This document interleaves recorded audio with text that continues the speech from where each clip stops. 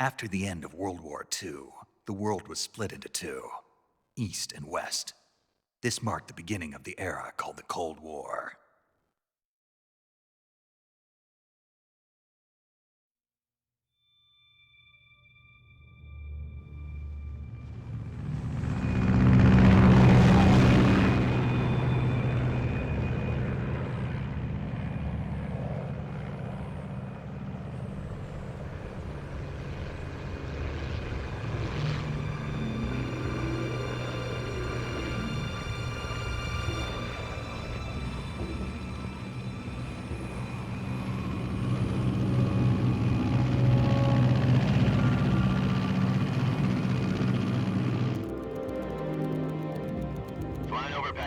Altitude 30,000 feet.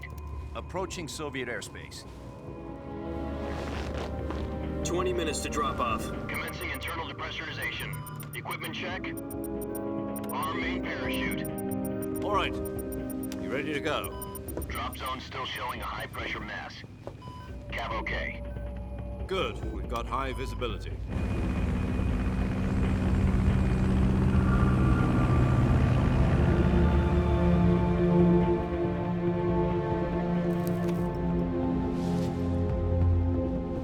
Put out that cigar. Connecting oxygen hose to interior connector. Put on your mask.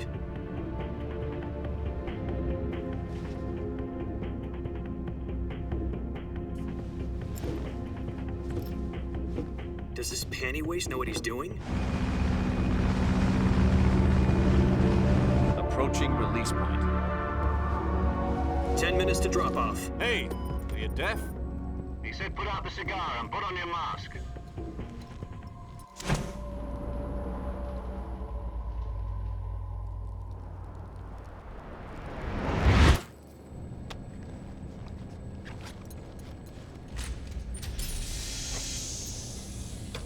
Depressurization complete. Checking oxygen supply. 6 minutes to drop off. Opening rear hatch.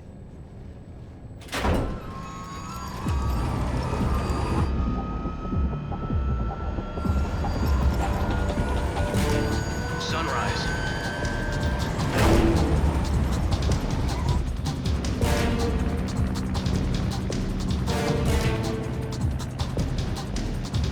External temperature minus 46 degrees Celsius. 2 minutes to drop off. Stand up. You'll be falling at 130 miles per hour. Try not to get frostbite from the wind chill. 1 minute to drop off. Move to the rear. Activate bailout model. This is one for the history books. The world's first halo jump. 10 seconds to drop off. Stand by. Status okay. All green. Prepare for drop off. Countdown. 5, 4, 3, 2, 1. Spread your wings. And fly. God be with you.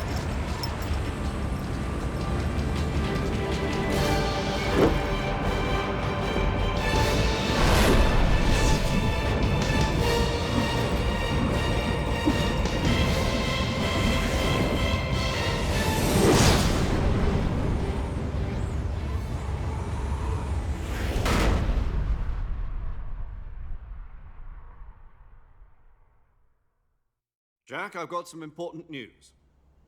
The head of the CIA has finally given us the green light for the Virtuous mission. Virtual mission? No, the Virtuous mission.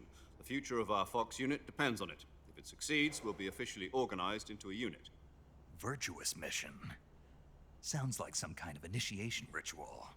You know, don't get cocky. This isn't a training op. Right. So what exactly is this wonderful mission? Well, about 2 years ago, a certain Soviet scientist requested asylum in the West through one of our moles. His name is Nikolai Stepanovich Sokolov. He's head of the OKB-754 Design Bureau, one of the Soviets' top-secret weapon research facilities, and the East's foremost expert on weapons development. Sokolov? Isn't he that famous rocket scientist? The very same. On April the 12th, 1961, the Soviets achieved the first manned spaceflight in history. The Earth was blue, but there was no God. Well spoken. The rocket that carried Yuri Gagarin into orbit was the A-1, known as the Vostok rocket. Sokolov is said to be the man most responsible for the multi-engine cluster used in that rocket. After Gagarin's flight, Sokolov left rocket development to become the head of the newly established Design Bureau. From a lowly technician to head of a design bureau, that's quite a success story, so why do you want to defect? It seems he'd become afraid of his own creations. Afraid? Call it a crisis of conscience. And for that, he left his country and his family behind and went over the fence? Not exactly. One of his conditions was that his family was also to be taken safely to the west. We used a mole to get the family out first and succeeded in sneaking Sokolov over the Berlin Wall shortly afterwards. I was the one who conducted the operation. The security on the eastern side was still full of holes back then. Then what? We got Sokolov over in one piece, but the whole ordeal had left him exhausted, and we checked him into a hospital in West Berlin. It took him 2 weeks and more than 600 miles to get from the research facility in the Soviet Union to Berlin. He was in no condition to say anything coherent. And it was only a week later that we had something much bigger on our hands. The Cuban Missile Crisis. October the 16th, 1962, President Kennedy received word that the Soviets were in the process of deploying intermediate-range ballistic missiles in Cuba. The President demanded that the Soviets dismantle and remove the missiles. At the same time, he announced a naval blockade to prevent further missile shipments from reaching Cuba. But the Soviets didn't back down, instead placing their armed forces on secondary alert. Soviet transport ships carrying missiles continued on course towards Cuba. US and Soviet forces went on alert for an all-out nuclear war. Frantic negotiations were conducted through the UN's Emergency Security Council and unofficial channels to end the hair-trigger standoff. Finally, on October the 28th, the Soviet Union agreed to remove its missiles from Cuba, and so the world avoided a nuclear holocaust. But in order to get the Soviets to pull their missiles out, we had to make a deal. You mean the one where the US agreed to remove its IRBMs from Turkey? No. The Jupiter IRBMs deployed in Turkey were obsolete, and we were going to get rid of them anyway. They had no strategic value whatsoever to either the US or the Russians. The Turkey deal was a ruse, a cover story that was fed to the other intelligence agencies around the world. So what did the Russians really want? Sokolov. They wanted us to return Sokolov. You mean the Soviets pulled out of Cuba just to get their hands on Sokolov? That's right. What the hell was he working on? At the time, we had no idea. We were running out of time. It was either give up Sokolov or risk full-scale nuclear war. In the end, we had no choice. President Kennedy gave in to Khrushchev's demand. The next day, I got Sokolov out of the hospital, handing him over to agents on the eastern side. Sokolov kept on screaming, "Save me," until he disappeared from my sight. Then a month ago, we received some new information from one of our moles. About Sokolov? Yes. He was taken back to the research facility and forced to continue working on the weapon in question under KGB supervision. What's more, it's on the verge of completion. So what kind of weapon is it? Something to do with space rockets? No, missiles. Same technology. I guess you're right. We don't know the details, but it appears to be a new kind of nuclear device. For half a year now, the Soviets have been conducting frequent nuclear tests at Semipalatinsk. Something to do with the weapon, I assume. We're talking about a secret weapon so big that Khrushchev was ready to pull out of Cuba to get it back. Is Sokolov still in the facility? No. According to our intelligence, he's in Selinoyarsk, a place in the mountains about 3 miles to the west that's known as the Virgin Cliffs. The Virgin Cliffs. Nice name for a virtuous mission. They moved him there just recently. Why? Apparently, they're conducting a field test of the weapon, but it's our best chance to get him back. This mission would never have been possible if he was still in the research facility. This is our last chance. Sokolov must have known that too when he contacted us.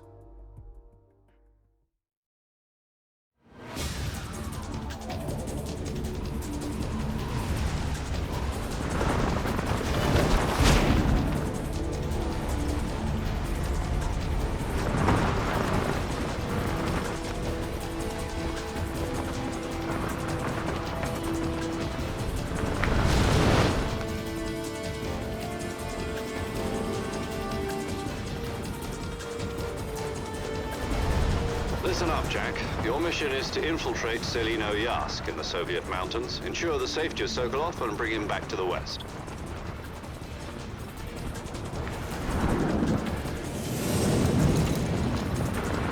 If we don't get Sokolov back before that weapon is complete, we'll be facing a major crisis. The clock is ticking.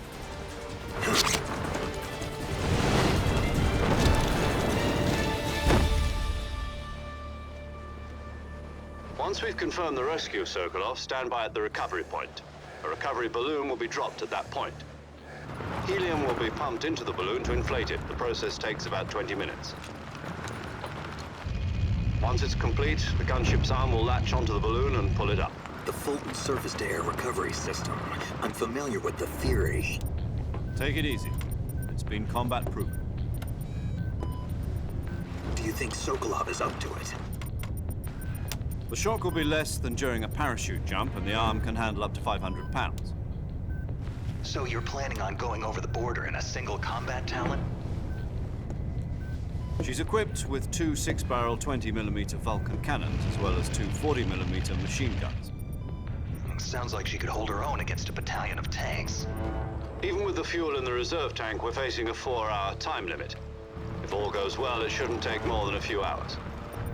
Home in time for dinner. But if anything goes wrong, you'll be eating dinner, breakfast, and all the rest of your meals in the jungle.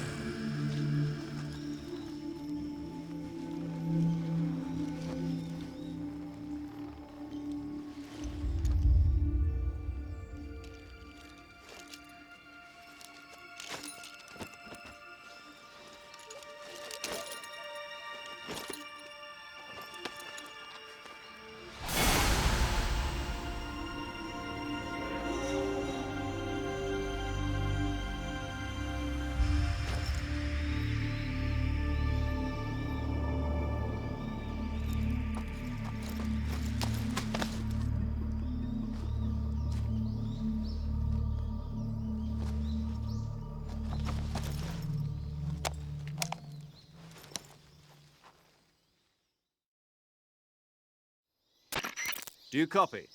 You're already in enemy territory, and somebody might be listening in. From here on out, we'll be using code names to refer to each other. Your code name for this mission will be Naked Snake. I'll be referring to you as Snake from now on. You're not to mention your real name. Snake? What, you don't like snakes? What do you mean? You've eaten one before, haven't you? In survival training? I'm glad to hear that.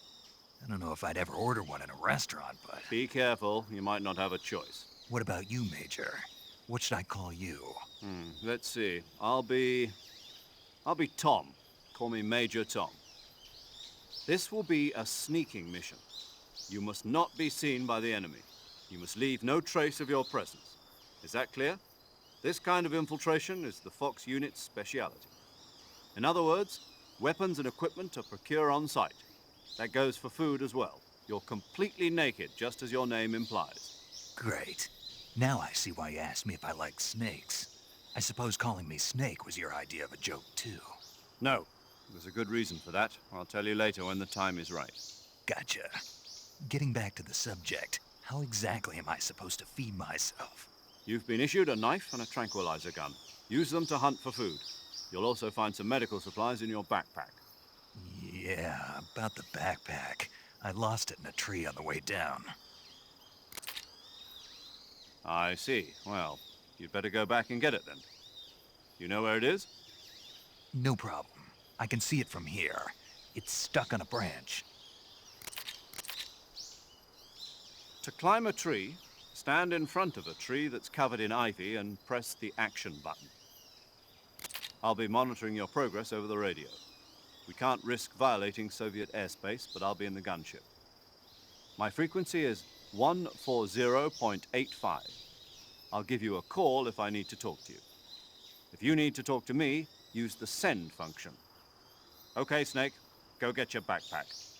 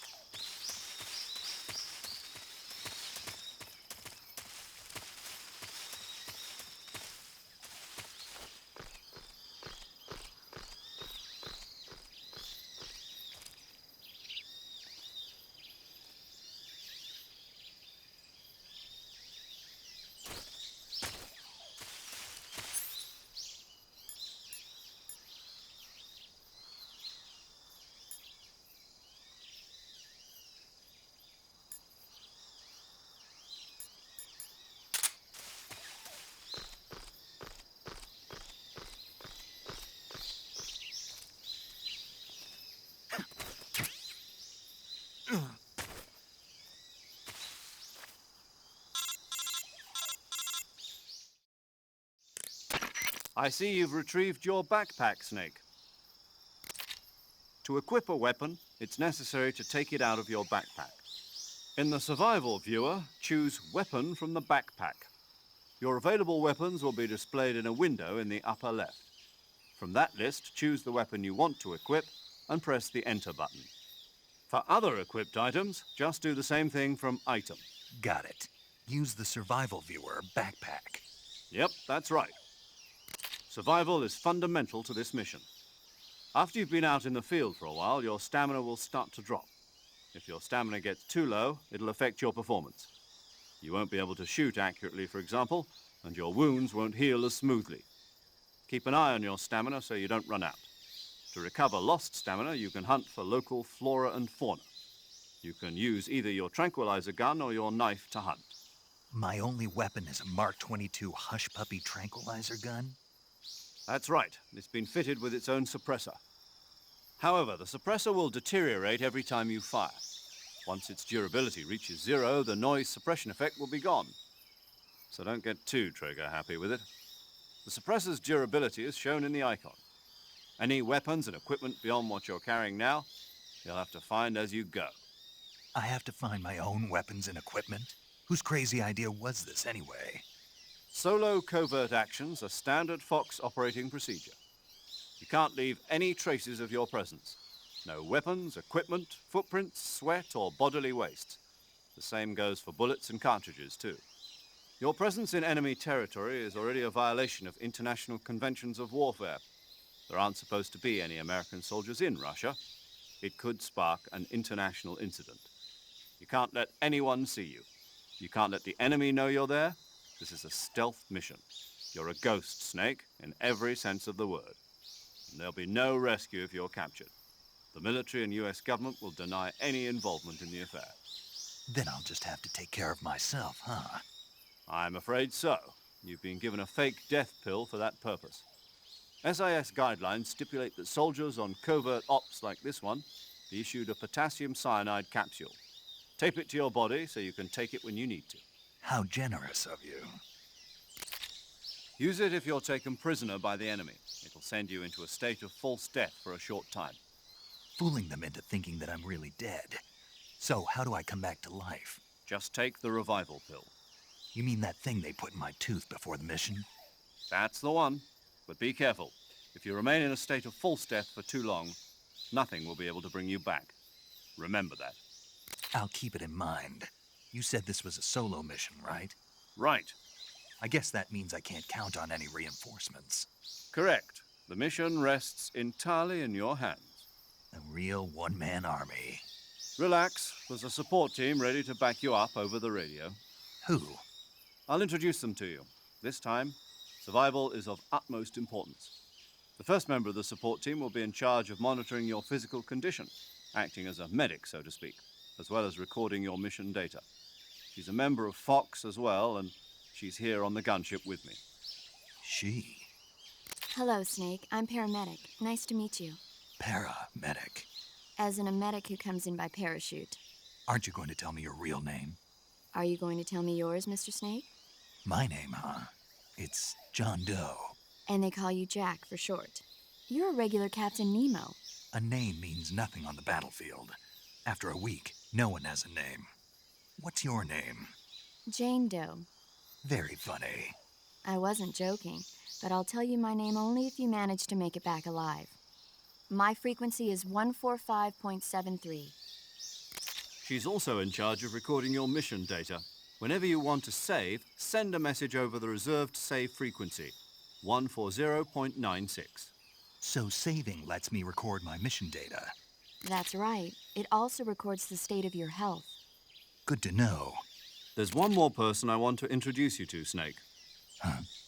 Speaking of snakes, you remember the boss, don't you? A legendary soldier and your mentor. Actually, it was the boss that got the DCI's authorization in the first place. She's going to be serving as Fox's mission advisor. The boss is? She also helped me plan this mission.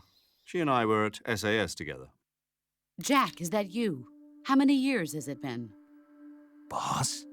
That's right. It's me. Talk to me. Let me hear your voice.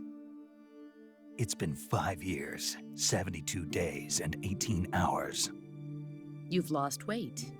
You can tell just by the sound of my voice. Of course I can. I know all about you. Really? Well, I don't know anything about you. What's that supposed to mean? Why'd you disappear on me all of a sudden? I was on a top-secret mission. You didn't need me anymore. But there were still so many things I wanted you to teach me. No, I taught you everything you needed to know about fighting techniques. I taught you all I could. The rest you needed to learn on your own. Techniques, sure. But what about how to think like a soldier? How to think like a soldier? I can't teach you that. A soldier needs to be strong in spirit, body, and technique. And the only thing you can learn from someone else is technique. In fact, technique doesn't even matter. What's most important is spirit. Spirit and body are like two sides of a single coin.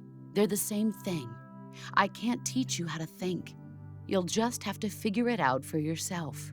Listen to me, Jack.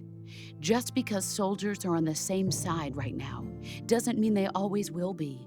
Having personal feelings about your comrades is one of the worst sins you can commit. Politics determine who you face on the battlefield. And politics are a living thing. They change along with the times.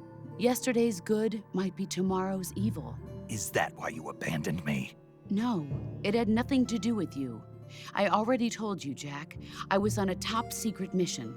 A soldier has to follow whatever orders he's given. It's not his place to question why. But you're looking for a reason to fight. You are a natural-born fighter, but you're not quite a soldier. A soldier is a political tool, nothing more. That's doubly true if he's a career soldier. Right and wrong have no place in his mission. He has no enemies and no friends. Only the mission. You follow the orders you're given. That's what being a soldier is. I do whatever I have to get the job done. I don't think about politics. That's not the same thing. Sooner or later, your conscience is going to bother you. In the end, you have to choose whether you're going to live as a soldier or just another man with a gun. There's a saying in the Orient, loyalty to the end. Do you know what it means? Being patriotic. It means devoting yourself to your country. I follow the president and the top brass. I'm ready to die for them if necessary. The president and the top brass won't be there forever. Once their terms are up, others will take their place. I follow the will of the leader, no matter who's in charge. People aren't the ones who dictate the missions. Then who does? The times. People's values change over time, and so do the leaders of a country. So there's no such thing as an enemy in absolute terms.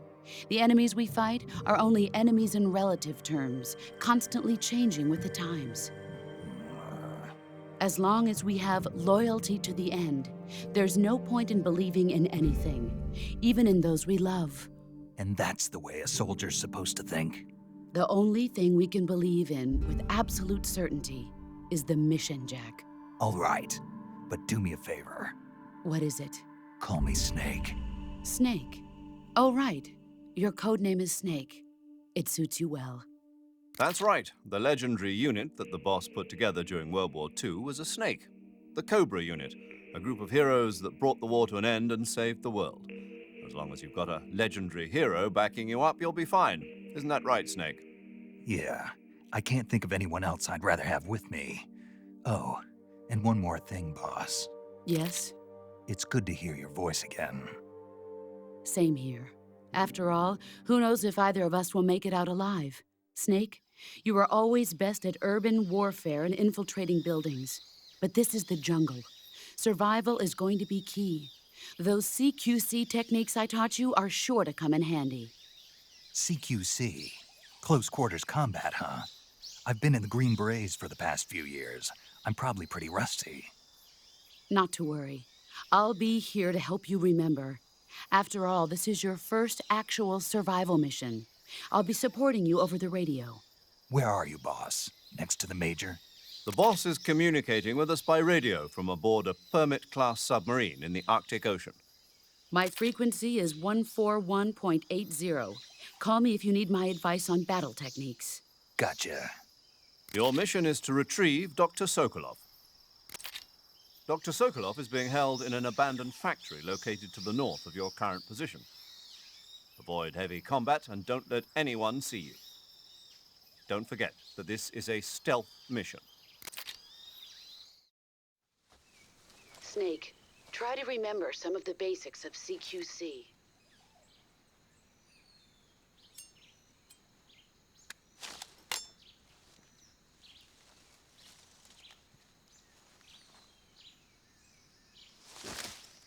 Commencing virtuous mission.